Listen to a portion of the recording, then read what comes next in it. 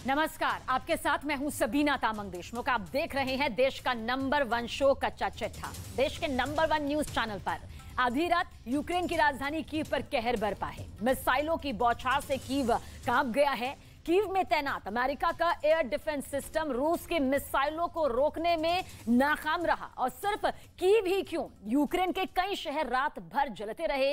एक के बाद एक 120 मिसाइलों ने यूक्रेन के आसमान को धुआं धुआं कर दिया। यूक्रेन पर बरसे पुतिन के क्रोध का नतीजा आखिर क्या है, इसे स्पेशल रिपोर्ट के जरिए आज आप जरूर देखें।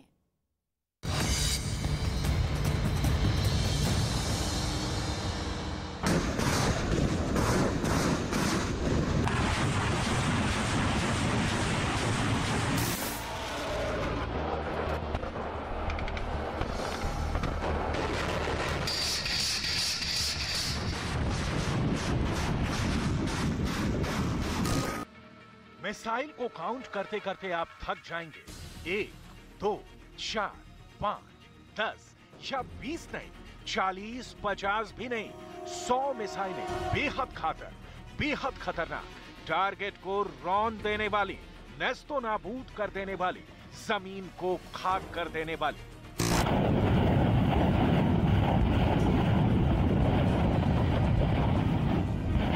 रात भर मिसाइलों की मार से शहर दहलता रहा। रात भर रूस की मिसाइलें कहर सी आसमान से बरसती रही। रात भर शहर में सायरन बजता रहा।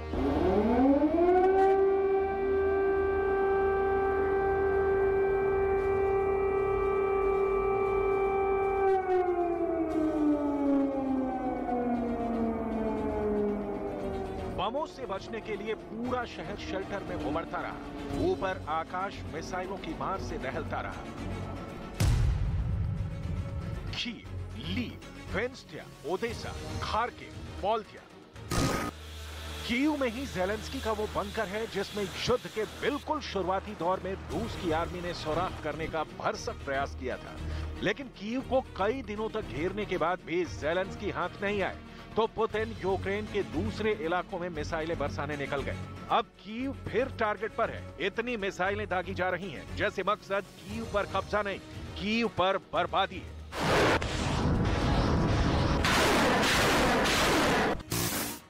यूक्रेन की संसद में राष्ट्रपति वोलोदिमीर ज़ेलेंस्की ने जो कहा उसे आपको जरूर समझना चाहिए, क्योंकि कीव में गिरती मिसाइलें अब भी यूक्रेन के लिए प्रतिरोध का ताकत बन रही हैं। यूक्रेन को डरा नहीं पा रही हैं। रूस के विदेश मंत्री सर्गेई लावरोव के अल्टीमेटम को ज़ेलेंस्की ने खारिज किया तो रूस ने 100 मिसाइलों की बारिश से यूक्रेन को धुआं धुआं कर दिया।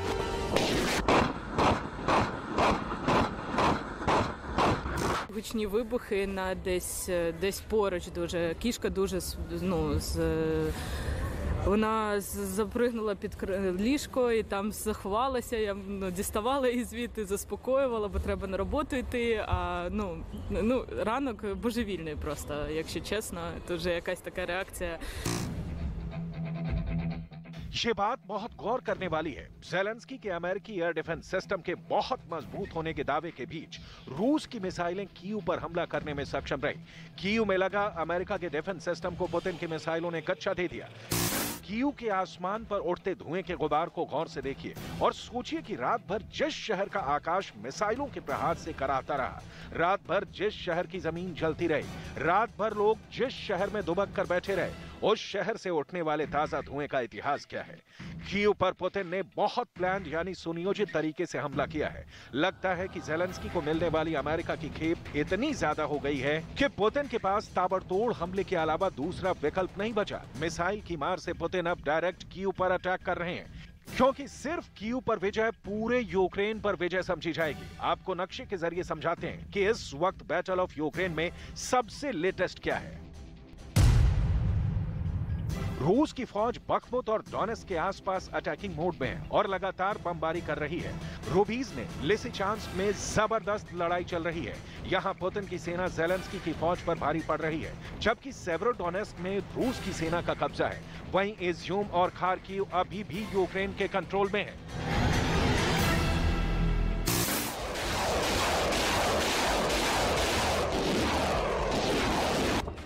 100 हमलों की ताजा बिसात क्यों बिछी? इसे समझने के लिए आपको रूस का ऑफर, यूक्रेन की ना, रूस का अल्टीमेटम, यूक्रेन की नाफरमानी को समझना होगा। असल में रूस के विदेश मंत्री ने ज़ेलेंस्की को खुला ऑफर पेश किया कि यूक्रेन में रूस के कब्जा कर लिए गए 4 इलाकों को यूक्रेन रूस का मान ले। ये इलाके हैं डोनेट्स्क, लुहांस्क, खेरसोन, ज़ापोरिज़िया। रूस ने कहा कि ज़ेलेंस्की रूस की ओर से यूक्रेन के 4 अलग किए गए हिस्सों के सत्य को स्वीकार कर ले, लेकिन ज़ेलेंस्की ने इस प्रस्ताव को ठुकरा दिया, जो कि बहुत लाजमी भी था। पहले से ही क्रोध से कांपते रूस ने ज़ेलेंस्की के खिलाफ कठोर एक्शन लेने का प्लान बनाया और अब इसका रिजल्ट जलते कीव के तौर पर आपकी टेलीविजन स्क्रीन पर है। Мені просто від цього і якихось особливих вже переживань з приводу цього немає, тому що, звісно, намагаємося реагувати, спускатись в укриття, але це таке саме відкладання життя, розумієте? Тому що ми не знаємо, скільки буде тривати ця війна. Кожного дня боятися і Ми завжди спускаємося, взагалі знаходимося в приміщеннях, так як сьогодні ми їхали на виклик з лікарем, то оскільки ми вже майже доїхали до місця і на даний момент спускаємося. इससे पहले यूक्रेन ने रूस के अल्टीमेटम के जवाब में एक शांति योजना दी थी। यूक्रेन की इस योजना को रूस ने खारिज कर दिया था। रूस कीव पर अक्टूबर से हर सप्ताह इस तरह के हमले कर रहा है, लेकिन इस बीच ज़ेलेंस्की अमेरिका जाते भी हैं और लौट भी आते हैं। मतलब ना दिल में, ना दिमाग में, ना जमीन पर, ना आसमान में ज़ेलेंस्की को रत्ती भर भी पुतिन की मिसाइलों, बमों और गोलों का डर डरा रहा है। Цього року ми допомогли всім. Ми допомогли Заходу віднайти себе, знову повернутися на глобальну арену і відчути, наскільки Захід переважає. Ніхто на Заході вже не боїться і ніколи не буде боятися Росію. यूक्रेन की मिलिट्री इंटेलिजेंस एजेंसी के चीफ कारेलो बोडानोव ने जो कहा है, उसके मुताबिक यूक्रेन जंग अपने सबसे भीषण और भयानक दौर में प्रवेश कर चुकी है। नवंबर में जब यूक्रेन की सेना ने दक्षिण खेरसोन पर दोबारा कब्जा किया, जो अब तक के युद्ध में सबसे खतरनाक था, अब रूस की सेना फाइट बैक करना चाह रही है। ठंड में युद्ध के कमजोर पड़ने की भविष्यवाणी करने वालों को ये तस्वीरें चौंका रही हैं, सोचने पर मजबूर कर रही हैं कि 2023 में भी ऐसे ही यूक्रेन रूस की मिसाइलों के प्रहार से लहूलुहान होता रहेगा। ये सवाल ज़ेलेंस्की के दिमाग में भी चल रहा है कि यहां से युद्ध किस दिशा की ओर जाएगा। ज़ेलेंस्की के दिमाग में इस वक्त अमेरिका से मदद, नाटो से सहायता, यूरोप से मदद, संयुक्त राष्ट्र संघ से हेल्प वाली बातें चल रही हैं। Після 24 лютого ज़ेलेंस्की ने यूक्रेन की संसद में अपने न्यू ईयर प्लान के बारे में जो कहा, वो आप भी सुनिए, क्योंकि नए साल पर पुतिन ने भी ज़ेलेंस्की के खिलाफ बहुत जहरीला प्लान तैयार किया है। पुतिन के प्लान की डिटेल आपको बताएं, उससे पहले ज़ेलेंस्की ने अपनी संसद में क्या कहा, सुन लीजिए। країн світу вже не цікавиться, чи почує їх Росія. І з цим покінчено. Тепер світ по-справжньому зацікавлений в тому, чого ще очікувати від України. Що ще Україна може дати Європі? Що ми можемо дати світу?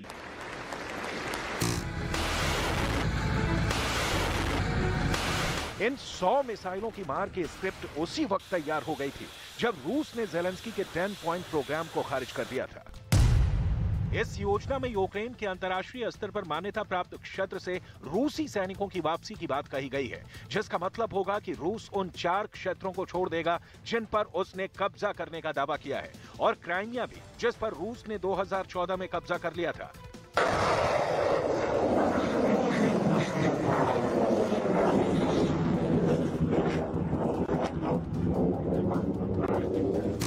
रूस क्राइमिया के कर्च ब्रिज के तोड़े जाने से पहले से आग बबूला है, और अब क्राइमिया को छोड़ देने का ज़ेलेंस्की का शांति प्रस्ताव आया है, जिसका नामंजूर होना पहले से तय था। लिहाजा यहां आपको समझना होगा कि अगर प्रेसिडेंट पुतिन बात करना चाहते हैं या ज़ेलेंस्की जंग का द एंड चाहते हैं, तो शांति वाली फाइल मूव क्यों नहीं हो रही? असल में पुतिन यूक्रेन के अपने जीते गए क्षेत्रों को छोड़ने वाले नहीं है, और ज़ेलेंस्की यूक्रेन के हिस्सों को ही रूस के साथ नहीं जाने देंगे।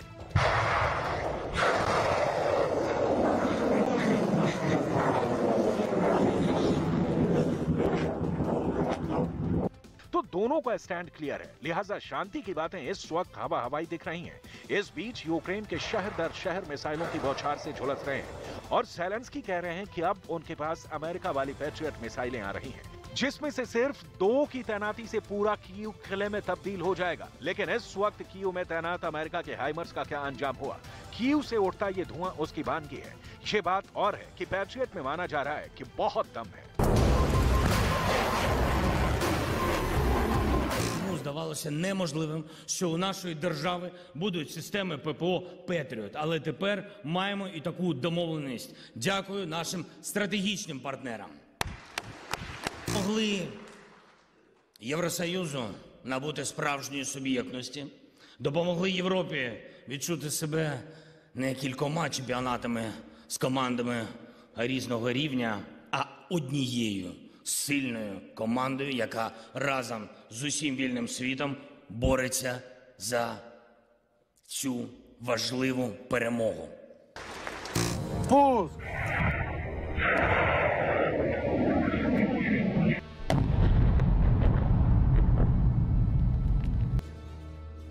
रूस का ये युद्ध प्लान लीक हो चुका है कि वो जनवरी के पहले हफ्ते में डॉनबास पर जबरदस्त हमले की योजना बना रहा है। खेरसॉन की हार के हाहाकार को डॉनबास में बमबारी करके कम किया जाएगा।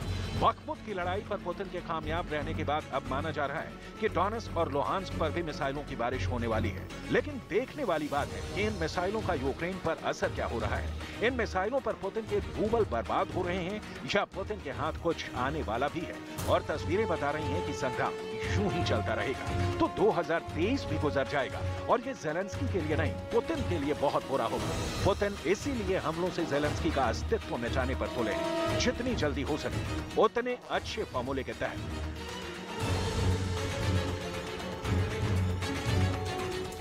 लगता है अब यूक्रेन को रूस के सामने सरेंडर करना ही पड़ेगा। खेरसॉन पर हुए रूस के मिसाइल हमलों ने ज़ेलेंस्की की हालत बेहद खराब कर दी है। ऐसे में सवाल उठने लगे हैं कि पुतिन के क्रोध से बचने के लिए अब यूक्रेन आखिर करेगा तो क्या करेगा।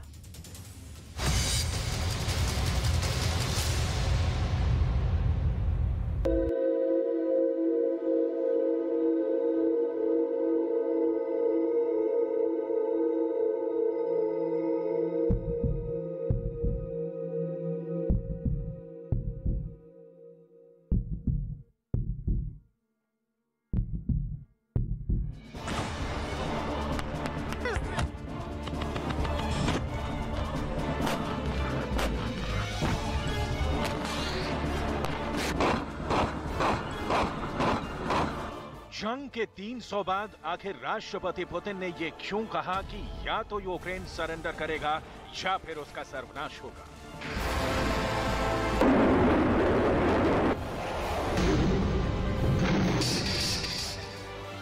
जंग के 300 दिन बाद ऐसा क्या हुआ है कि पुतिन की फौज ने बेहद घातक मिसाइलों से यूक्रेन के खेरसॉन को खंडहर बनाना शुरू कर दिया। रॉकेट मैन बने पुतिन क्यों चाहते हैं कि यूक्रेन डोनेट्स्क, लुहांस्क, ज़ापोरिज़िया और खेरसॉन में सरेंडर कर दे? क्या 0 से 10 डिग्री नीचे के तापमान को पुतिन ने जंग के मैदान में घातक हथियार बना लिया है? क्या पुतिन अब आखिरी जंग में उन हथियारों का इस्तेमाल करने जा रहे हैं जिसे लेकर ज़ेलेंस्की और नाटो खौफ में है?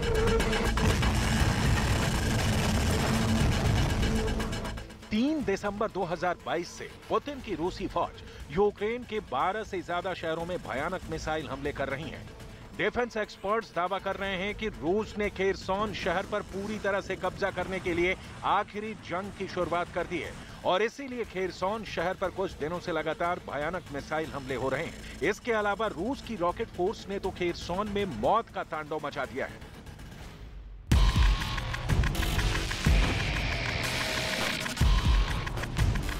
यूक्रेन के राष्ट्रपति ज़ेलेंस्की को समझ में नहीं आ रहा कि पश्चिमी देशों से मिले हाईटेक हथियारों के बावजूद रूस की मिसाइलें कैसे यूक्रेन के शहरों को तबाह कर रही हैं। ज़ेलेंस्की टूटी इमारतों और खंडहर बनते शहरों को देखकर बुरी तरह से बौखला चुके हैं।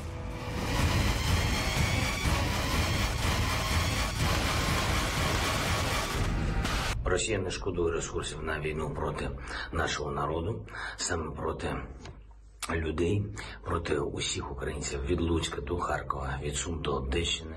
Я вдячний кожному лідеру, я вдячний кожному народу, нашим партнерам, які розуміють, що такі масштабні інвестиції Росії в терор вже. इस वक्त यूक्रेन को अमेरिका, ब्रिटेन और नाटो के 30 देशों से बहुत बड़ी संख्या में हथियार मिल रहे हैं, जबकि पुतिन का रूस अपने दम पर भयानक जंग कर रहा है। पुतिन ने भी अपने जनरल्स के साथ मीटिंग में साफ कर दिया है कि ये जंग रूस के वजूद की जंग है। रूस के इरादे बिल्कुल साफ हैं, हर हाल में यूक्रेन को सरेंडर करना होगा। Ukraine holds its lines and will never surrender. इसीलिए पुतिन की फौज सैन्य और रणनीतिक रूप से यूक्रेन के सबसे खास शहरों पर कब्जा करना चाहती है और इसीलिए ही रूस ने खेरसोन पर अब मिसाइलों से ताबड़तोड़ हमले शुरू कर दिए हैं। यूक्रेन के टॉप कमांडर्स की रिपोर्ट के मुताबिक रूस ने बुधवार तड़के 24 घंटे में खेरसोन में नागरिक ठिकानों पर हमले किए। खेरसोन में कई मिसाइल लॉन्चरों से 33 मिसाइलें दागी गई हैं। हालांकि रूस ने नागरिकों को निशाना बनाने से इनकार किया है। यूक्रेन के कब्जे वाले शहर बखमुत के आसपास भी भारी लड़ाई हो रही है। यूक्रेनी अधिकारियों का कहना है कि एयर डिफेंस सिस्टम चालू है, लेकिन फिर भी कई रूसी मिसाइलें शहरों पर गिरी। पुतिन यूक्रेन को तिल तिल करके मार रहे हैं। रूस के टैंक, तोपखाना रेजिमेंट्स ने तो यूक्रेन की पहचान तक मिटानी शुरू कर दी है। पूर्वी यूक्रेन के खार्किव शहर में रॉकेटों का कब्रिस्तान बन गया है। रॉकेट का ये कब्रिस्तान रूसी आक्रमण के साक्षात सबूत दिखा रहा है। यूक्रेन के खार्किव शहर में 1000 से अधिक रूसी मिसाइलों के हमले के सबूत मिले हैं।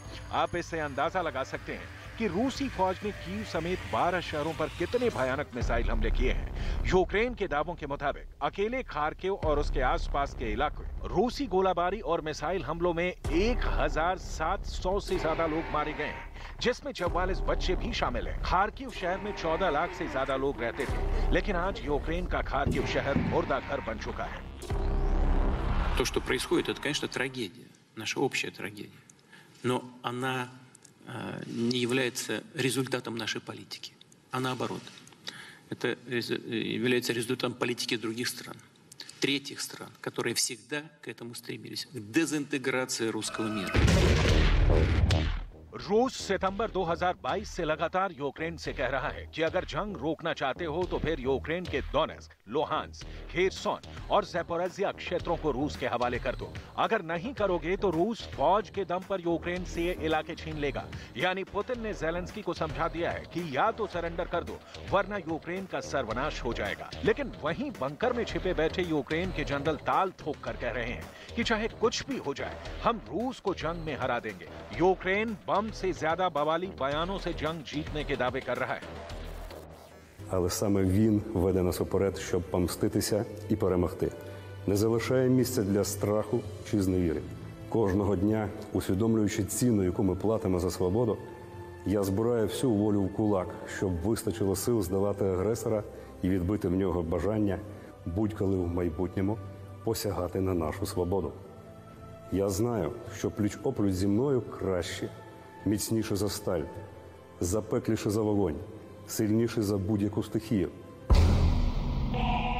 अब सवाल उठता है कि नाटो और अमेरिका के दम पर जंग लड़ने वाला यूक्रेन आखिर चाहता क्या है? क्या ज़ेलेंस्की को लगता है कि रूस को सीधी टक्कर देने के लिए अमेरिका के साथ नाटो के 30 देश रूस के ऊपर हमला करेंगे? जानकारों के मुताबिक ऐसा कभी नहीं होगा। और अगर ऐसा कुछ भी हुआ तो पुतिन परमाणु बमों के हमलों से अमेरिका और यूरोप को भस्म कर देंगे। नाटो के कुछ अधिकारियों के मुताबिक रूस यूक्रेन पर जिस भयानक तरीके से हमले कर रहा है, वो साफ दिखाता है कि रूस अभी भी बेहद ताकतवर है और उसके पास हथियारों की बहुत ज्यादा कमी नहीं हुई है। रूस का तोपखाना यूक्रेन के खिलाफ हर दिन 40 से 50 हजार राउंड आर्टिलरी फायर कर रहा है, जिसने यूक्रेन को कब्रिस्तान बनाना शुरू कर दिया है।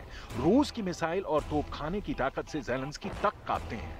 जरा देखिए ज़ेलेंस्की क्या कह रहे हैं। The occupiers have a significant advantage in artillery.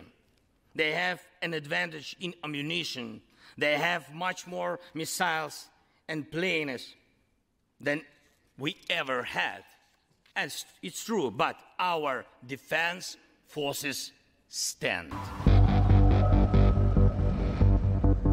रूस की रॉकेट और मिसाइल ब्रिगेड के सामने यूक्रेन का तोपखाना फुस साबित हो रहा है और रूस की सेना एक दिन में यूक्रेन पर 50,000 राउंड आर्टिलरी के फायर कर रही है, तो वहीं यूक्रेन बड़ी मुश्किल से आर्टिलरी के 6 से 7,000 राउंड फायर रूस पर कर पा रहा है। यही वजह है कि ज़ेलेंस्की को समझ नहीं आ रहा कि रूस की मिसाइलों के खिलाफ मिसाइल डिफेंस सिस्टम अगर अमेरिका से मिल भी जाए तो फिर रूस के रॉकेट और तोपखाने की आग उगलती कयामत से कैसे निपटेंगे। रूस के टॉप जनरल्स ने तो ये साफ कर दिया है कि रूस जंग में किसी भी हद तक जाएगा। अगर यूक्रेन जंग रोकना चाहता है तो रूस की एक शर्त है, बिना शर्त डोनेट्स्क, लुहांस्क, खेरसोन और ज़ैपोरिज़िया प्रांतों को रूस के हवाले कर दो, वरना नतीजे भुगतो। आप खुद देख लीजिए, रूसी सेना के chief of general staff Valery Gerasimov कैसे बता रहे हैं कि रूस किंजल हाइपरसोनिक मिसाइलों से कैसे यूक्रेन को बर्बाद कर रहा है। Впервые в боевых условиях применено гиперзвуковое оружие.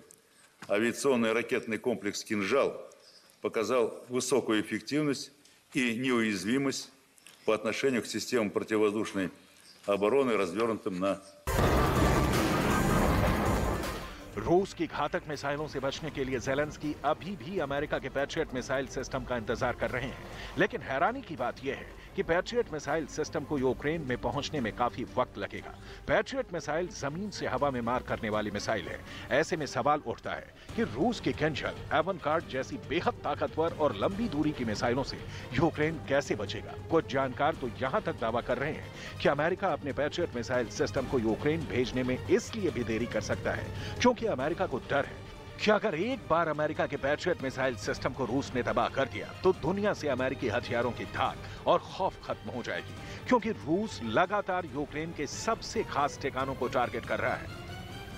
В рамках операции высокоточными ракетами большой дальности поражено более 1300 критически важных объектов.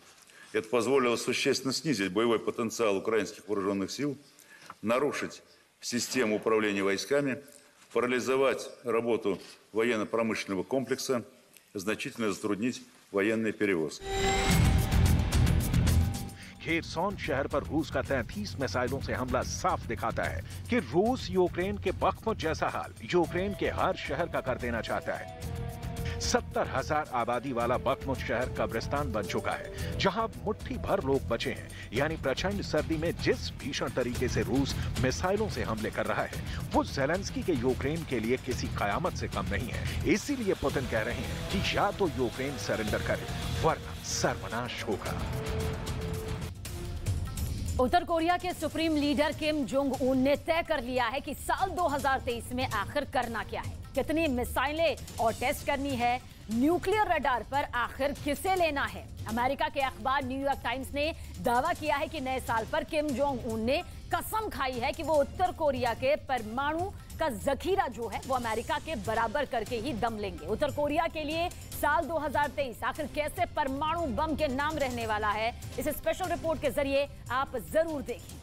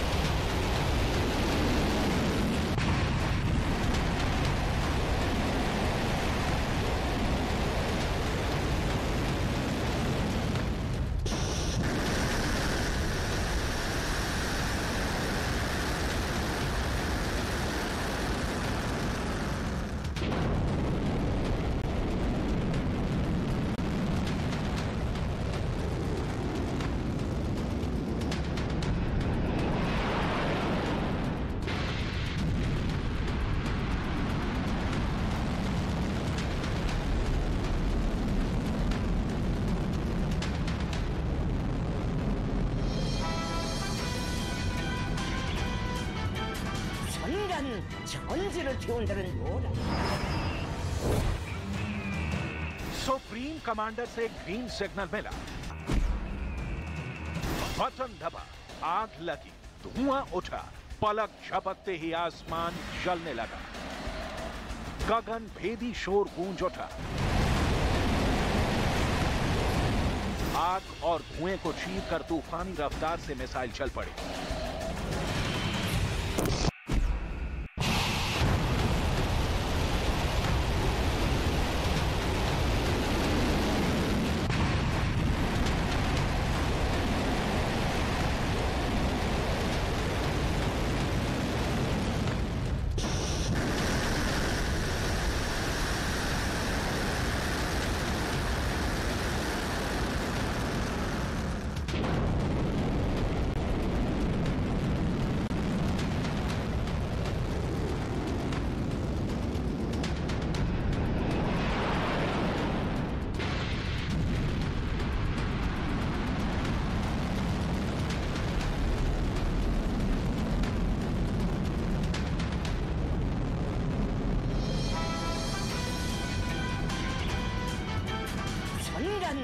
전지를 태운다는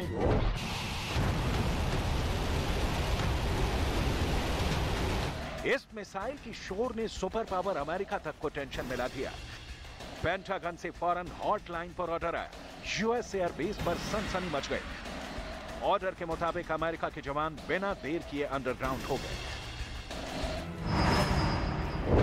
यूक्रेन युद्ध के दौरान किम जोंग उन के अलावा कोई और शायद ही ऐसी हिमाकत करे।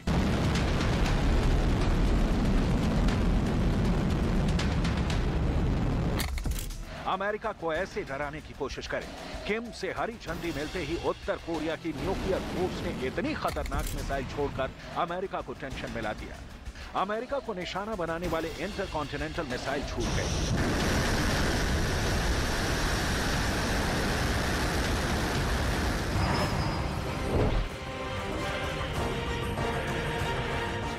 और फिर अपनी फौज का हौसला बढ़ाने के लिए कैमरे के सामने आए किम जोंग उन।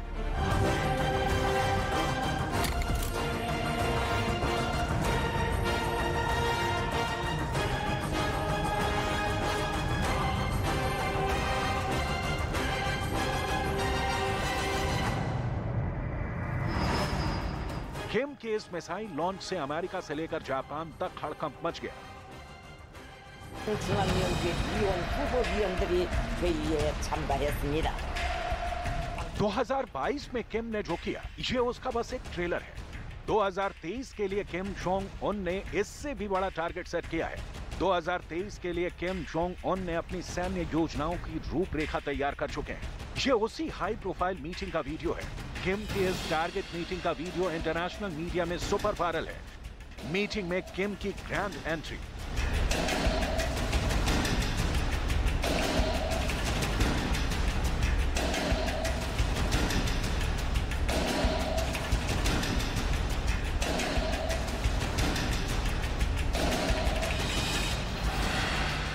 हॉल में एंट्री के वक्त तालियों की गड़गड़ाहट के साथ किम का ग्रैंड वेलकम।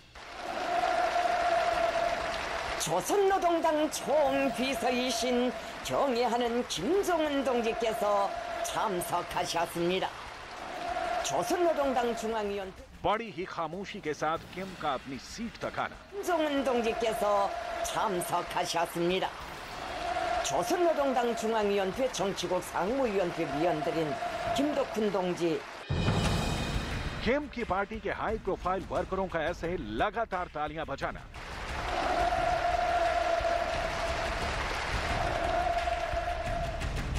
मन से खुद किम का यूं ताली बजाना। 최종애 동지, 박정천 동지, 리병철 동지와 조선노동당 중앙위원회 정치국 위원 किम जोंग उन साल के आखिर में ठीक ऐसे ही अपनी पार्टी के वर्करों के साथ बैठक करते हैं। इसी बैठक में अगले साल के लिए लक्ष्य तय किए जाते हैं। ठीक वैसा ही इस साल भी हुआ। इस मीटिंग में किम ने जो टारगेट तय किए हैं उनमें सेना को मजबूत करना, ड्रोन तकनीक को बढ़ावा, पनडुब्बियों का विकास, नई मिसाइलों की लॉन्चिंग और परमाणु हमला करने की बड़ी क्षमता हासिल करना खास है। किम ने जो लक्ष्य तय किए हैं वो क्यों किए हैं, इसकी एक झलक दिसंबर महीने के आखिरी हफ्ते में देखने को भी मिल गई। उत्तर कोरिया ने दक्षिण कोरियाई हवाई क्षेत्र में 5 ड्रोन उड़ाए। नॉर्थ कोरिया के इस ड्रोन दखलंदाजी से दक्षिण कोरिया की सेना अपने लड़ाकू जेट विमानों और हेलीकॉप्टरों को हमला करने के लिए उतार दिया।